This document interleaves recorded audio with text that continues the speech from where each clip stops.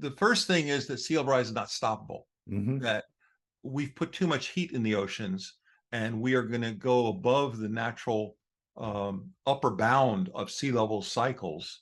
But equally telling is that the last time sea level was at its high spot, which was 122,000 years ago, it was 25 feet above present.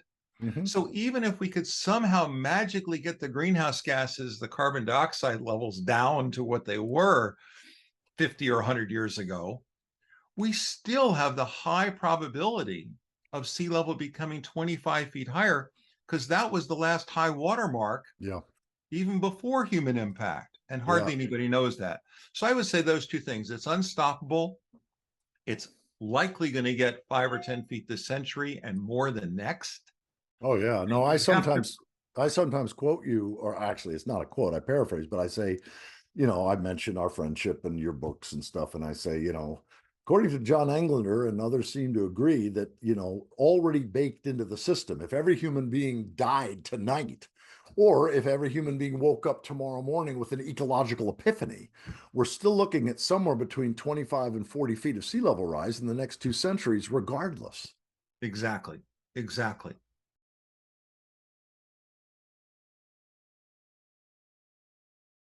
Hey, John, good to see you, brother. Great to see you, Michael. Yeah. So before we get into the questions that I typically like to ask most of my guests, and then a few that I want to specifically have you target on, for anybody who's not familiar with you, they've not read your books, they don't know you, help us get you. Like somebody who's watching or listening to this that's never heard of John Englander, help us get you. Sure. I'm an oceanographer. I've written 2 books, as you say, High Tide on Main Street in 2012, and in 2021, Moving to Higher Ground. They've really are my credential as an expert on sea level rise. Of course, a key part of climate change, but I cover both. And I've had a varied background with oceans for 50 years now, going back to college and studying marine geology. And it's been an interesting journey, one that's unfolded in front of me without my aware intention. But as we've talked about, I'm sure it was something I helped to manifest, but seems to be my path. And it's been evolving for 50 years and continues to do so. That's great. That's great. Thanks, John.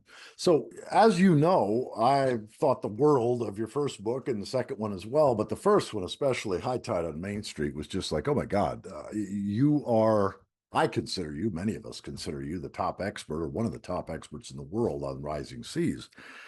And what amazed me about really both of your books is you write with such scientific grounding and clarity that your books are almost, they're in a very small subset of books that are damn near untouchable with respect to climate deniers, just because of the way you write. So I know that you've probably done hundreds of talks and blogs and all kinds of cool stuff.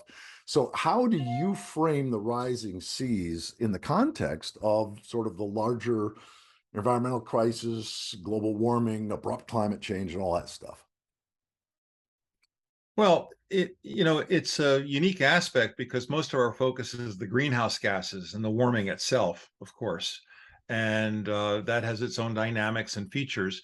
Sea level is both a proof of climate change and global warming as the ice sheets melt and the seas rise, but it's also a major effect most people haven't really quite focused in on, and particularly the issue that even if we do the right things with reducing greenhouse gases and slowing the warming, we're still going to have to contend with sea level rise. Yeah, yeah, exactly. I'm curious what kind, I mean, my sense is that because I haven't seen on any public forum any significant pushback or challenge to you, but I suspect there has been. So what kind of pushback have you received? What kind of are you attacked by anybody? Like who challenges you? Hardly anybody. It's really been quite remarkable. We've talked about this over the years. Since my first book in 2012, there's been remarkably little pushback or criticism. The odd one will be somebody who says, oh, well, climate's changed before. And of course, I acknowledge that the climate has changed, the ice ages in particular. Or they'll say, well, I don't see the water rising in front of my house.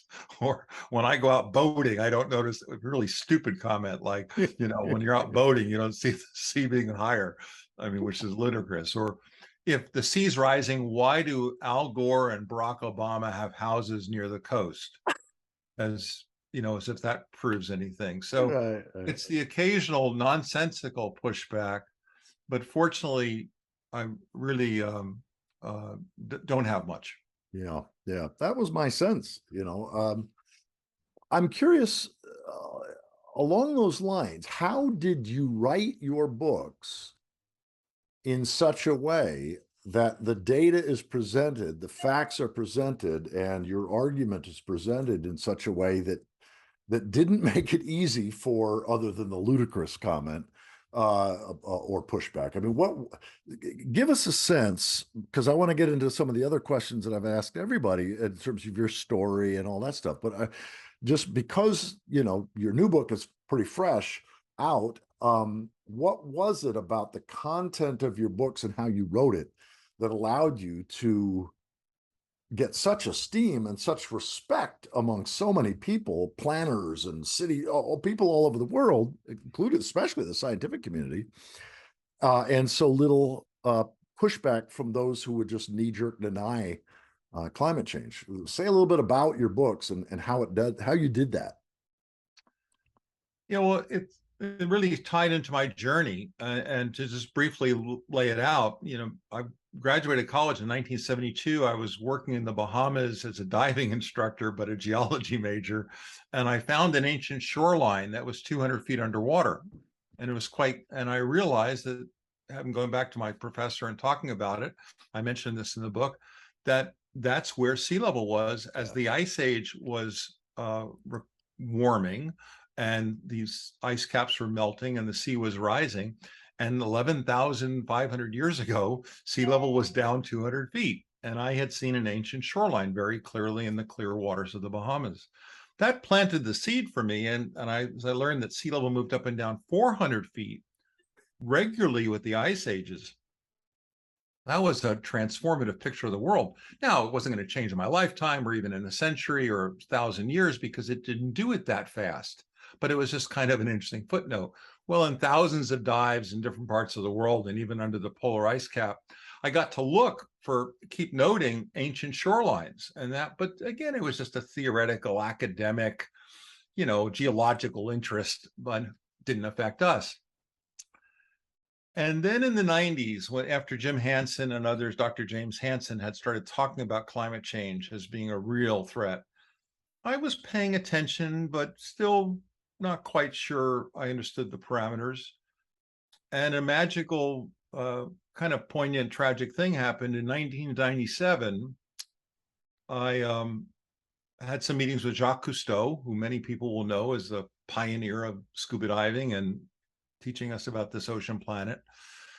And he hired me to be CEO of the Cousteau Society. And we spent several days together in Florida in January 1997, and talked about where the world was headed through different lens. I mean, just nobody was like Cousteau. I mean, he was truly the best explainer ever about this ocean planet. Yes, exactly. And I had this rare privilege. The David Attenborough of the seas. Yes, very much. And it allowed me to really think about the planet differently. And here's a guy who'd been, the leader for 70 years and truly a world leader. And that was a privilege. And he unfortunately died, and my job there ended very quickly in a few months. But it really gave me a course correction on my view of the world. And then in 2007, 10 years later, I took my first group to Greenland. And it was there the first night that I had an epiphany. I said, this climate stuff's really confusing, but there's something that's really clear. Sea level does go up and down hundreds of feet. Most people don't know that. And it's going to go up pretty quickly as these ice sheets melt. Mm-hmm. And I can tell the story of sea level and climate change through the ice sheets, and I think in a very clear way. And that was my thesis. And I'd never Yeah. written a book. I wasn't a PhD. I just said, I think I can do this. I had this background in scuba diving instruction and teaching instructors how to teach diving more clearly and about the physics, but without the physics and stuff so perhaps that was more the right background Mm-hmm. to how to explain really critical information in a really easy manner, which had been my background. Mm-hmm. And when I applied that to the story of sea level and climate change, it took me several years to write, 3 or 4 years to write the book. Yeah. But that was my perspective. How do I teach this to somebody who doesn't like science?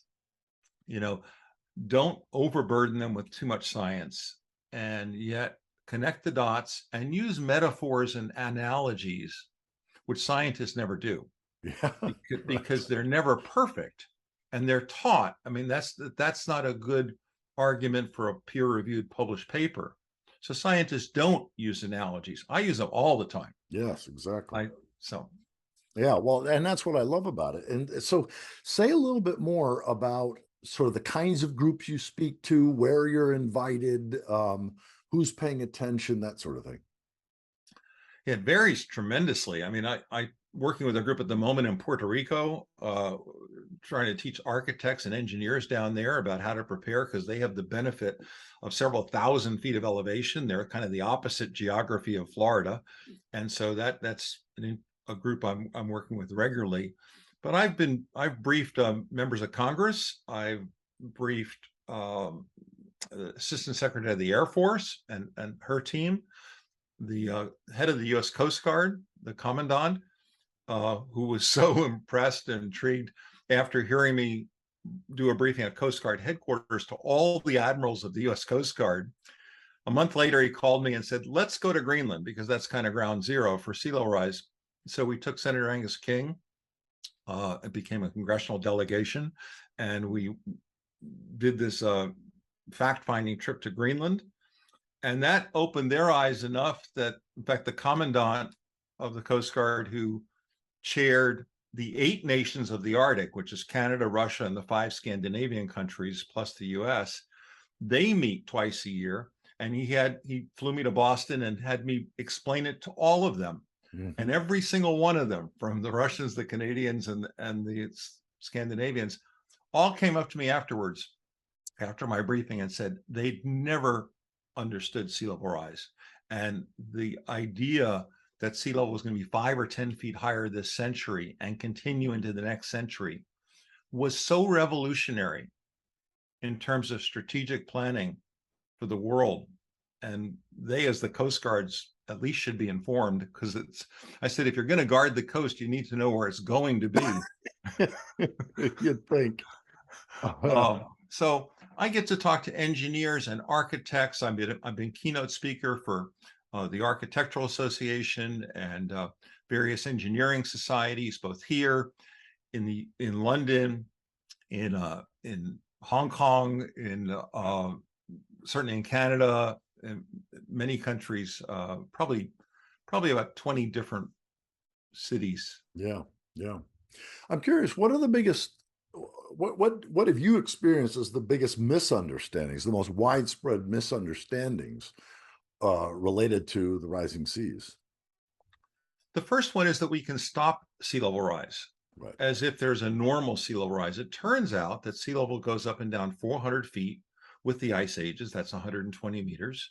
And the reason it appeared stable for the last 6,000 years, which happens to be human civilization, effectively, the reason was that we'd come out of the 20,000 year phase where sea level was rising by nature, as the ice sheets melted by nature, by the ice age cycles, and it was flattening off, and then would have started the 80,000 year decline in sea level as the ice sheets expanded as we headed toward the next ice age. But in fact, we've stopped that from happening, because we warmed the planet to an abnormal or unnatural state. And so the first thing is that sea level rise is not stoppable. Mm-hmm. That we've put too much heat in the oceans, and we are going to go above the natural upper bound of sea level cycles. But equally telling is that the last time sea level was at its high spot, which was 122,000 years ago, it was 25 feet above present. Mhm. So even if we could somehow magically get the greenhouse gases, the carbon dioxide levels down to what they were 50 or 100 years ago, we still have the high probability of sea level becoming 25 feet higher, because that was the last high water mark Yeah. even before human impact. And Yeah. hardly anybody knows that. So I would say those two things. It's unstoppable. It's likely going to get 5 or 10 feet this century and more the next.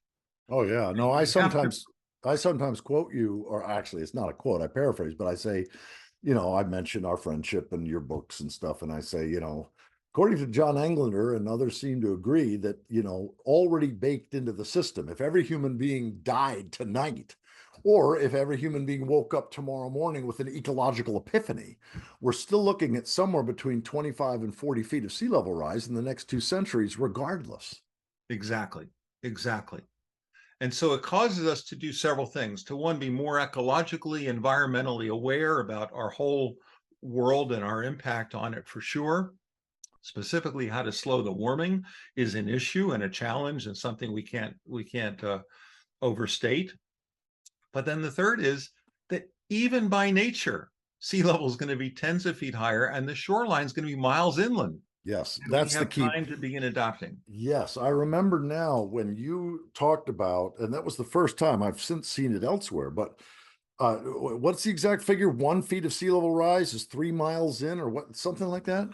It's estimated at 300 to 1. So if sea levels rises a foot, the shoreline on average, as an estimate, will go inland about 300 feet, the Okay, size of a that's football what it field. is. Yes, yeah, But there's variations yeah. It depending depends on upon right. the slope of the land. Yes, exactly, exactly.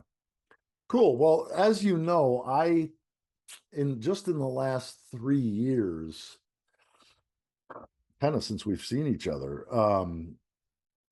live, um, I've come to believe that things are now so rapidly spiraling beyond our control, such as the forests of the world burning no matter what. I mean, even if somehow we could achieve literally miraculous political will all over the globe to so-called reduce emissions, we couldn't do it.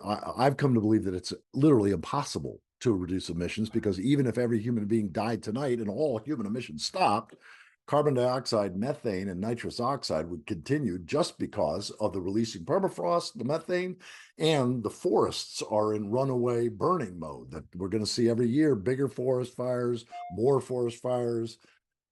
hotter forest fires, and so forth. So in that context, I'm curious, how do you think about the term? I mean, this is a post-doom conversation series. So what is it that allows you to wake up each morning recognizing that, oh my God, there's so much denial, so much political corruption and insanity, economic insanity. There's just no way, as much as we would like to have, millions of leaders aligned with a positive ecological vision. That ain't going to happen realistically. How do you stay inspired? How do you stay, I don't even want to use the word hopeful, because I like to hang out in a place I call hope free, but which is not hopeful or hopeless. But so how do you do it? What allows you to, what do you think about the term post doom? And then how do you stay positive in these scary, difficult times? Yeah, great question. And there's no easy answer, but I'll give you a couple of things to just share my thinking, I guess. I see our path and evolution as, the universe's grand experiment. I mean, I really don't necessarily believe that there's life elsewhere, despite the argument. I go with Dr. James Lovelock, who unfortunately passed away last week at 103 in his Gaia theory. And Unfortunately, what are you kidding me? We all have to die. He died great on his yeah, birthday, for God's yes, sake. yes, right. No, an amazing guy, one of my heroes and Yes. mentors, in effect.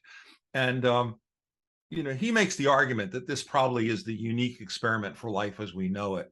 And if you look back at human life, several 100,000 years out of evolution, which you, of course, have taught many of us how to view that, um, the the this is an experiment, and nobody knows how, at a genetic level, the mutations are going to happen and the social structures are going to happen and the cultural norms and the politics and all that stuff and our policies. It's an ongoing experiment of the universe, of creation, and I really believe that.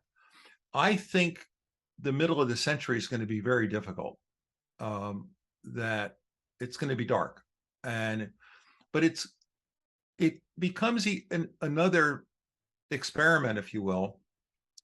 Either things are going to get really bad and we're going to get really smart and really change what we do, and that's possible, right? I'll grant It's you that. I don't believe it's possible, but I'll grant you it's that. possible, Okay. okay? I won't push back. Yeah, um, you know, we could go extinct as a species, or we could evolve into some cyborg. In fact, Lovelock's last book, which I highly recommend, The Neocene, written a few years ago when he was like 99 years old, but it's a brilliant book and does chart his view at this point, having warned us of the collapse of Gaia, or actually describing the conceptualizing the term Gaia, which he did back, 30 or 40 years ago, as a living organism that's adjusting to us as well as, we're adjusting to it.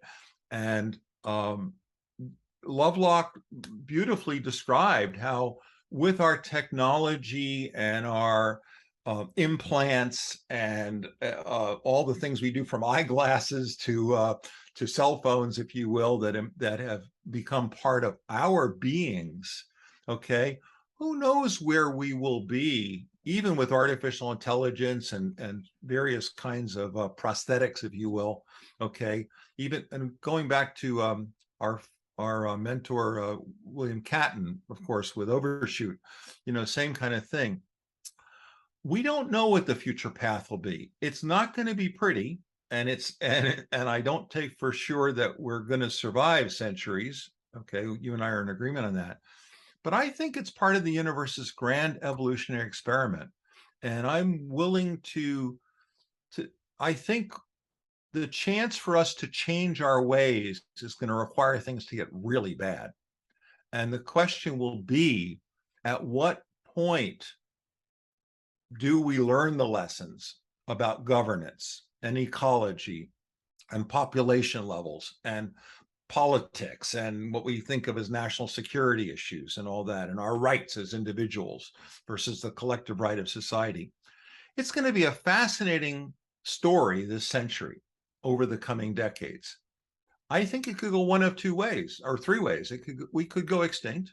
Mm-hmm. I think that we could cull down, as Lovelock said in one of his final interviews, down to 1 billion or 2 people out of the 8 billion we have now.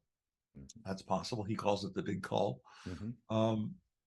Or we might learn the lesson at the 11th hour, or the 11th hour and 59th minute, okay, and say, wait a minute, we really do have to change how we live and what our rights are as individuals compared to our collective impact on this ecosystem. And, for the rest of our lives, however long that'll be, we will be observing the experiment. You and I and others in your team will be helping people see, what possibilities are out there. But I do think it's the grand evolutionary experiment. And part of the way I keep hope is to see that as a journey. And you look at what we've done in the last 100 years with electronics and transportation and airplanes and all the things. I mean, incredible stuff, obviously. And the world is so different than it was 500 years ago or 5,000 years ago, that great things are possible. They may be unlikely, but I do know that we only change when we have no choice. Yes, when we're backed into a corner. Yes. And we're backing ourselves into a corner real quick. Yeah, for real. Yeah, it's interesting. I've just in the last month, I've created a couple of new videos One of them actually I've been working on almost as long as the other one. One is called Hopium Detox and Recovery. And then I did one specifically. I had been asked dozens of times about my relationship to Guy McPherson and what do I think and where do I agree and this and that and the other thing. So I created one called Dowd on McPherson that goes into that. And I was just blown away at the response. I mean, in the first 2 weeks, it's got like 7,500 views and like 500 comments. 98% of the comments are positive. So it helps Great. to heal a rift in the community, I think, or is helping to do that.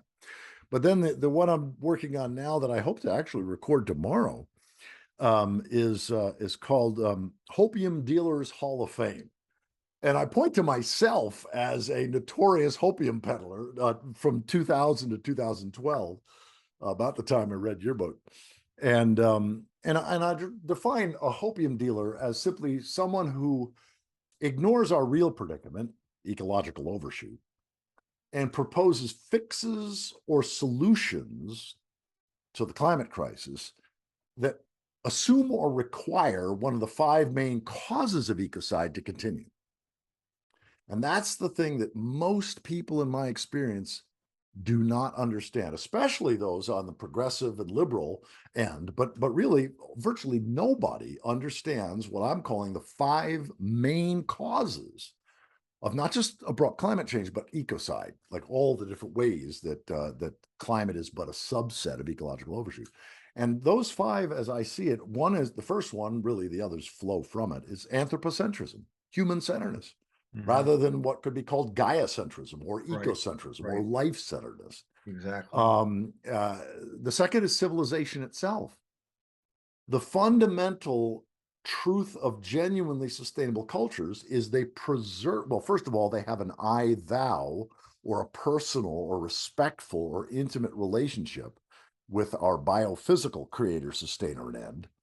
And they preserve the ways of life, the systems that provide us everything we need to survive and thrive. They preserve those systems upon pain of death or ostracizing. I mean, it's religious duty to do that.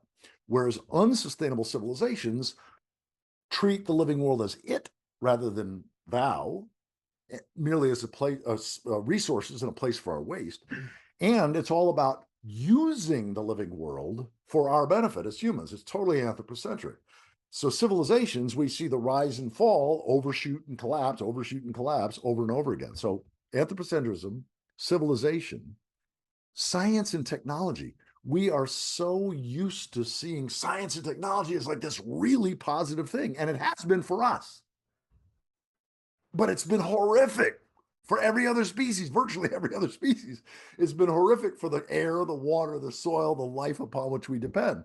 So more science and technology is precisely the worst thing. That's why I actually don't like James Lovelock's latest book, because he just totally doesn't get that Mhm. human-centered technology, that is technology that benefits humans without benefiting other creatures and doesn't become food for other creatures at its lifespan, at the end of its life, always creates more problems than it solves. It just does it over time. So Right. anthropocentrism, civilization, human-centered, self-centered science and technology. I mean, if we'd have used the last 500 years of science to help us learn how to live in right relationship to reality, that would have been great. But that's typically the role that religion has played in healthy cultures, and there's no institution in society or in civilization that's doing that. So we think it's all this cool stuff we're learning, which is learning is great. That's what science is about, is coming to understand reality. But if there's not some aspect of civilization that's all about not understanding reality, but relating in the healthiest way possible to reality, then we're screwed, basically. And then finally, progress and development. Progress, human-centered progress, again, thinking that we can progress in a way that diminishes everything we depend upon, soil, forest, water, life, everything else, it's just crazy. And so I don't hold out any hope at all that science or technology or sort of all the gee whiz artificial intelligence and all that, even what we call artificial intelligence, is heavily skewed to what we call left brain intelligence, which is understanding. It's not intuition. It's not right relationship. It's not that reverential respect that we find in indigenous cultures that still exist. So, at any rate, I didn't mean to get on my soapbox because this is interviewing you, but I don't hold out hope that we've got hundreds of years and that in some way science and technology might play some gee whiz role.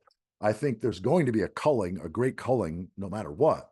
And whether any humans exist 30 years from now, or a billion humans exist 30 years from now, time will tell. I don't think we can possibly know, but I do think it's possible and perhaps even likely that the tipping points that have already been passed, that are already in runaway mode, are so ginormous that that we're in a global hospice time. Mm. So that's a longer time frame. I know that you typically look at, and certainly all the planners. I mean, you can't, even if you agreed with me, you couldn't talk this way to anybody.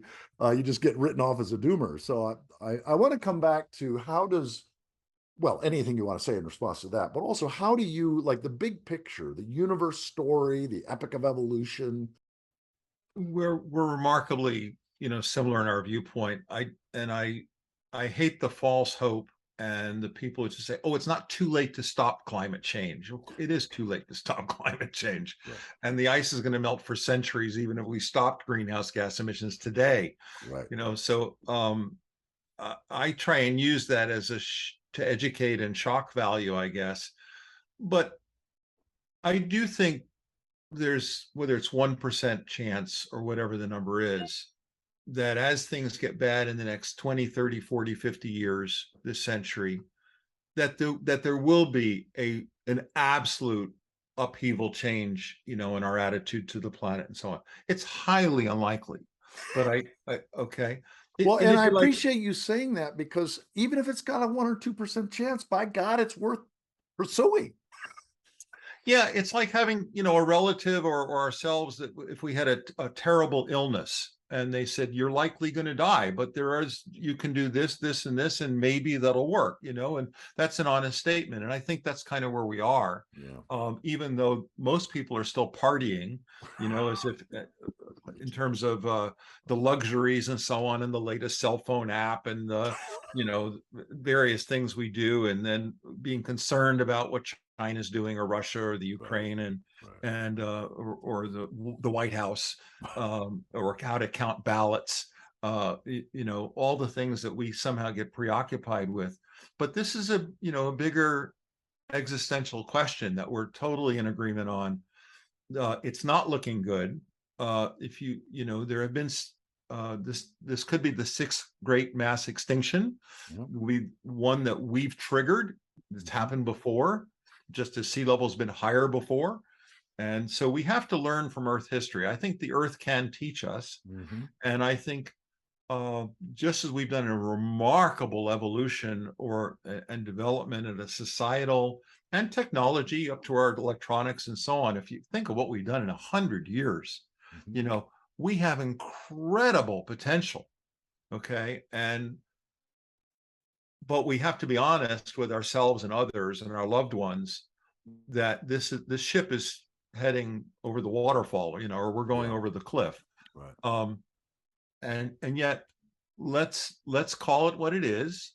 And if there's no hope, if there is zero hope, there's hardly a reason to try and improve things. So therefore, I do believe, and I can honestly say, that while it is a really small hope, I think there is hope. And I think as things get really bad, the chances increase that we'll scrap our current forms of governance and the corporate world and our social structures and priorities, and perhaps change even at the 11th hour, 59th minute. Yeah. You're because you've mentioned that twice. You remind me in one of John Michael Greer's books, as you I think know, because I've shared with you that one of my favorite authors in this Yeah. whole field of the rise and fall of civilizations and all that stuff is John Michael Greer. I think I've audio recorded with his permission about 9 of his books, and 400 of his Arch Druid Report blog posts over a decade or so. But one of the books that was actually a collection of some of his best and most popular blog posts that didn't make their way into one of his books was called Collapse Now and Avoid the Rush. The Best of the Archdruid Report. And he has a chapter in there, I think it's chapter 4 or 5, which is the 12th hour. And he says, we love to use the analogy that we're at the 11th hour, it's just go, and there's this heroic sort of like thing that can be done. And he said, what if we're at the 12th hour? What if that train has already left the station? And I actually have, I think, a different perspective. I used to think that it was important to have hope because, as you just said, if without it, why do anything? Why just not just give up or party or just stay depressed or whatever? And it seems to me that there are several things that not only can be done, even if we accept like let's say worst case scenario, which is humanity goes extinct, everybody, like not just 99.9%, but everybody. And most mammals go out with us in the next 20 years. Okay, worst case. Seems to me there's still at least 2 things, 3 things maybe, that are holy work, that are sacred responsibility, even if that were to be the case. One is to do every fucking thing we can to ensure as little geological scale toxicity as possible, like getting the spent fuel rods out of the swimming pools. Now that's collective action. That's not individual. Individuals can't do that, but collectively, we may still be able to have only a dozen nuclear meltdowns in the next 200 years rather than 200. It seems to me that geological scale evil, I use the word evil simply being that the impact on the living world that benefited us but toxified everything else, including the ionization of the atmosphere. It seems to me that even if we go extinct, even if we accept that we're the worst case scenario that we're going extinct in the next 20 years, that's still holy work that could be done about our human legacy.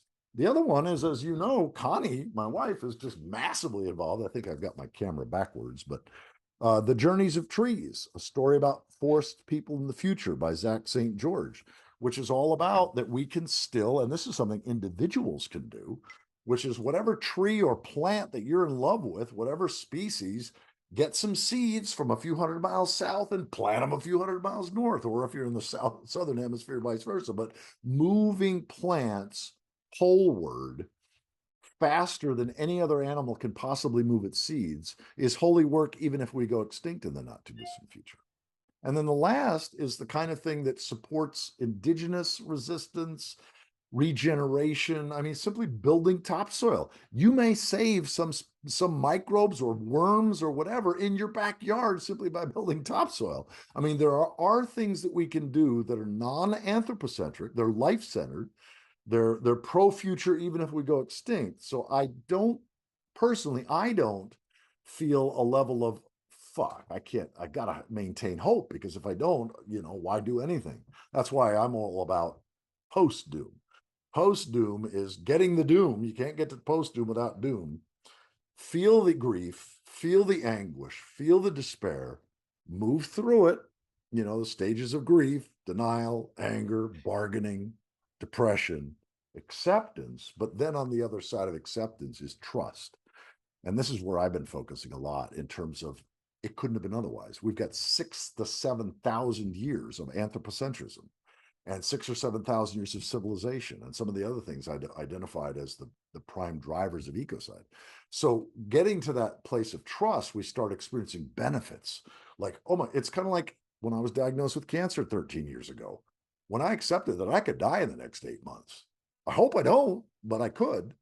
I had the peace that passes understanding. I had joy, unspeakable joy, not because I was holding out some hope for myself and continuing, but it was simply like, holy fuck, look at how amazing. I'm still alive for another day. I get to eat today. I can still go to the grocery store and so forth. So that's what I'm meaning by that. Collapse awareness can be hell. Collapse acceptance, we start really feeling the benefits, and we can get, and if we can get to collapse trust, then we start looking for opportunities to be a blessing to our communities, because there's always somebody that's got it worse than you. How can we reduce suffering? How can we be compassionate, generous contributions to our community? And how can we assist other species, hopefully, that might be able to pass through this bottleneck, even if we don't? and doing the kind of work you're doing, the kind of thing of educating people about this perspective around sea level and sea level rise and all, and then being as responsible as we can, because things might shift. We might have a lot of people wake up. We might have political leaders that, once 2 billion people die, it's enough of a motivation to get our Right. shit together. But I'm curious, what do you see as no longer possible? And what do you see as still possible? Okay. What opportunities do you see? It's not possible to keep sea level on the shoreline where they are and where they've been for the 6,000 or so years of human civilization. That's done because we put too much heat in the system.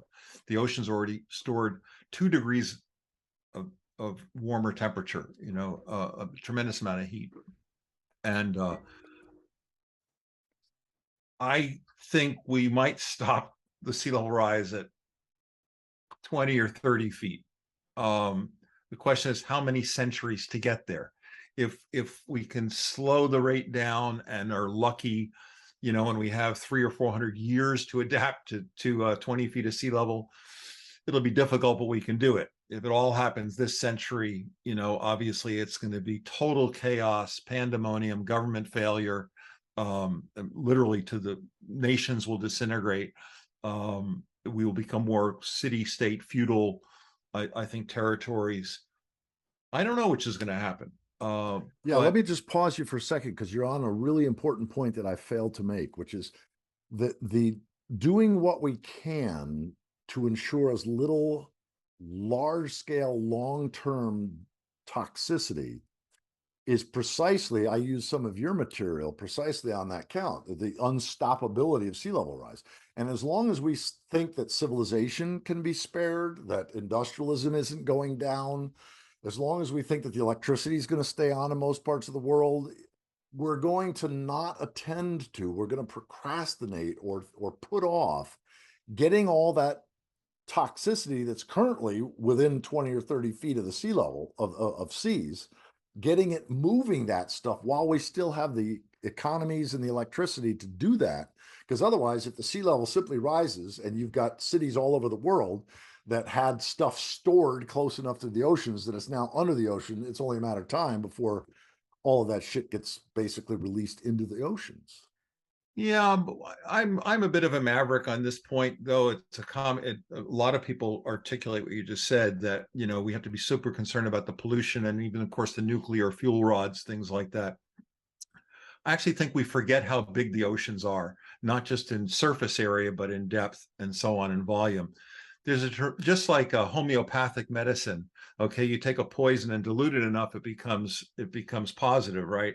Is the tinctures and stuff that they do in homeopathy. I sort of think the planet's the same way. The oceans are so big. By the time you get to dilute what we consider pollutants in our cities, in our homes, in our communities, when you look at the vastness of the ocean and give it a few hundred years to kind of turn around, I don't think the pollution is going to be the big problem. Okay. My bigger concern is if we get the carbon dioxide level up to 900 or 1,000 parts per million, we're already at 420. It used to be between 180 and 280. Now we're at 420, 50% higher. We're headed to 1,000. Yeah. That's when we get mass extinctions. And if the seawater chemistry changes, if we go into a hydrogen sulfide based ocean, yes, and it stops producing oxygen, okay, then yeah, we have a whole nother level of problem. Yeah. This is one of my favorite little books by Dr. Peter Ward, Under a Green Sky. Yes, when the skies exactly. become green and the oceans turn purple because we've changed the seawater chemistry. Now, that's a hard one to reverse. That would take thousands, if not millions of years. So that could happen. We're on the path to that. Yeah, no, some people think that may even be unstoppable already, right? But we just don't know. So, while I don't disagree with, the toxicity issues, I mean, I think that's a good framework. But again, I'm going back to this. The beginning of humankind was what, 500,000 years ago, less than 1 million years ago. So we saw sea level go up and down 400 feet with the ice ages. Mhm. And we saw sea level be 25 feet higher 122,000 years ago. And then it went down 400 feet to the low spot 20,000 years ago. And now it's risen. So when we see the Earth in this kind of time scale and realize there were humans who witnessed this Earth, we didn't begin agriculture and cities until 8,000 years ago or so, right? Mhm. So that was the beginning of our not urbanism, you wouldn't call it that, but civilization. Right, exactly. Not just the wandering tribes, Right. and the mastodons or whatever. So when you look at that long time scale, hopefully there'll be some, what they call them, breeding pairs or a small population to continue humanity who are very hardy and survive the tough time, or whether another offshoot evolves out of the genetics that do survive. I think the bigger magic of 4.5 billion years of Earth history out of the 13 billion years of the universe, the solar system. Who knows? I think we are a grand experiment, and I think it's up to us as to what we do with it. We could wake up next year and realize we have to do everything different. It's not going to happen, I don't think. But so I try and put it in that longer geologic time frame, that we've only had life as we know it for 530 million years on this planet. I say only, Yeah, but no, exactly. that's 10% of the planet's existence, right? Right. And so it's relative time frame. And I think the geologic perspective combined with like Lovelock's Gaia theory, and that the Earth is a self-regulating organism, which I agree in principle. We shouldn't close any doors yet, even though we need to realize we are right there on the edge. Yeah, that's great, John. Well, just sort of winding this down, one last question I want to ask, and then just invite you to, share how people can learn more about your work and, find your book, your website, and all that stuff. But in terms of human nature, I'm curious, do you have a sense that, like, that we might have been, is there anything in our past that, had it been different, might not have put us on this path? Or is there something about sort of our brains and human nature that in some way made it inevitable that we're at this place? I mean, again, I agree with you that we are an expression of life. We're not separate from life. We're not the masters of life. And this is a grand universal experiment, no question. But I'm curious, just your sense of what was inevitable given human nature, and what aspects of human nature do you see as potentially positive going forward? And what aspects of human nature do you see as particularly challenging going forward? Yeah, who was the Harvard, the late E.O. Wilson? Yeah. He was quoted as saying, if I get it right, it's unfortunate that the intelligent species that evolved on Earth was a tribal carnivore, and that was and if you take the tribal part of that through our social structures, which are, I guess the apes have it and dolphins have it and so on, that within the social structures that are just that, they're not the biology, but they're of course the software, that makes us work, that we're tribal. And whether it be picking sports teams or political parties or types of music, we're not all the same, right? And it's part of our color and creativity, and some of the things that's driven some of our probably best accomplishments. But the fact is, whether it be politics or sports or music, we argue. There's nothing that 100% of people agree on, right? And It's usually a, in-group, out-group it's is part usually of a our brain. 30-70 split at best. Okay. I mean, that's as close as we get. If there's 100 people over here, there's going to be 30 that move away just because they don't like to be with the 100. Okay. And so I think that's hardwired in us, unfortunately. Yeah, I do And too. I think that tribal nature, and if you look at tribes around the world, and even tribes within the United States, and racial and religious and so on, we have this tribal social nature. Dolphins have it too, in a much more benign way. And I'm sure the apes do. I've never studied the apes that much. Okay. I think that's part of our DNA. Yeah. And so to some degree, some of this crazy behavior and this stupidity is probably built in, to our DNA. But also we have a remarkable ability to adapt. Yes. And a remarkable inventiveness, better than any other species that we are aware of that's ever existed in the universe, right? And therefore, you can't quite count us out, because in spite of a bad track record, we and the right leaders, if things get bad enough, we don't know where that's going to lead. Right. And so I do think it was some degree inevitable, because that seems to be how our species works, and modeling on other species, as I say, like dolphins or the apes. But I'm not willing to count us out yet. Yeah, and I respect that. One of the things that using religious metaphors or religious language, holding out the possibility that in some senses our species can be redeemed within the body of life is a noble vision, a noble hope. Yeah. Yeah. Well, John, anything you'd like to say, sort of bring this conversation to completion, and then how can people find more and learn more about your work? Well, Michael, I've been a fan and friend of you and Connie and your work for, I don't know, 15 years now, I think. And I'm so delighted that we've connected and learned from each other, certainly mostly me from you, but sharing books and things like that.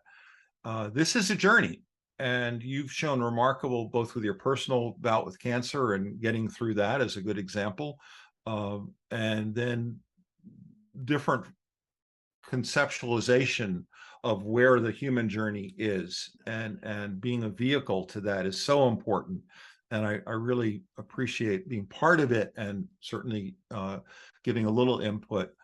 For those that are interested, my recent book, Moving to Higher Ground, Rising Sea Level and the Path Forward, is in audio, and I read the audio, which I know you appreciate. Yeah, no, I so appreciate that. I always like it when an author records the audiobook of their own book. So it's in audio and ebook form and softcover and hardcover. I love to give talks about this, briefings. I'll be in Copenhagen next week, actually doing some stuff, and then on my way to Greenland, taking a group of people there. My website is johnenglander.net. I do a irregular blog post now about once a month, but my contacts are there in the back of the book. I welcome people to reach out. I'm looking a way to evangelize, just as you do, and get the message and understanding with a very, open attitude of, I don't have it all figured out, but I will help you understand the science, and particularly the sea level part, in a way that is without jargon, and is, as you said at the front of this interview, is clear and simple, to the point of not, turning off the non-scientist. Yeah. In fact, quite the opposite. I start out with a metaphor when, in Seattle 100 years ago, when they had to lift the city because it was flooding too much, just as happened elsewhere in Chicago and Galveston and place like that. So I put science into stories, which of course you've taught me. We teach through stories because we learn through stories, because it makes it personal and we can empathize that way. And that's what I hope to do with the science. Yeah, well, you do it brilliantly. And I will say without hesitation, I mean, I appreciate the generosity of your sentiment in terms of how much you've learned from me, but there is nobody on the planet, no author, no mentor, nobody that has educated me 1/10 on the oceans as much as you have. Oh. And so I would, in addition to your book, Moving to Higher Ground, I recently, 6-7 months ago, sort of quick reviewed High Tide on Main Street. And there's very little that's outdated there. So I Yeah. recommend that as well. Well, Yeah. thank you. I really appreciate it. It's always a pleasure to work with you. And for as long as we all have, Yes, exactly. Exactly. we Yeah. will do so. Amen.